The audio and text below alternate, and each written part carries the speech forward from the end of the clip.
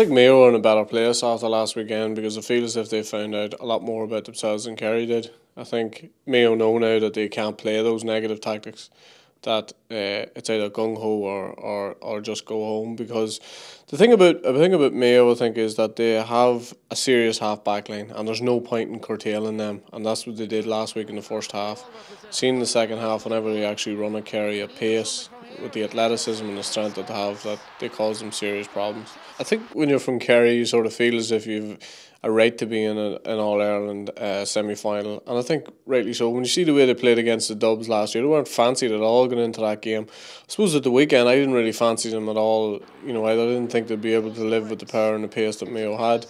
I think there's two key elements to that. Mayo played very much within themselves in the first half, and then obviously they were a man down in the second half. But what Kerry did show is that they have the ability to score goals. They have the ability to get James O'Donoghue on the ball. They have the ability to get Geaney on the ball, Moore and Maher coming in from the middle of the field.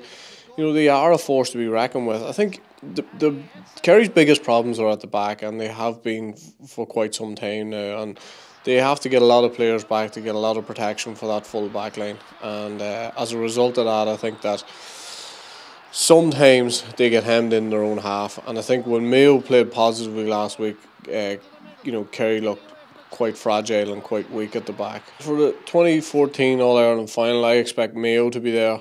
I think they just have a little bit more pace and a little bit more power. I think they've been on the road that little bit longer. I think some of Kerry's younger players were sort of found out last week. And as I say, defensively I still think they're a little bit weak. So therefore I expect Mayo to win the game. Not comfortably, but I expect them to get over the game, get over Kerry by 3 or 4 points.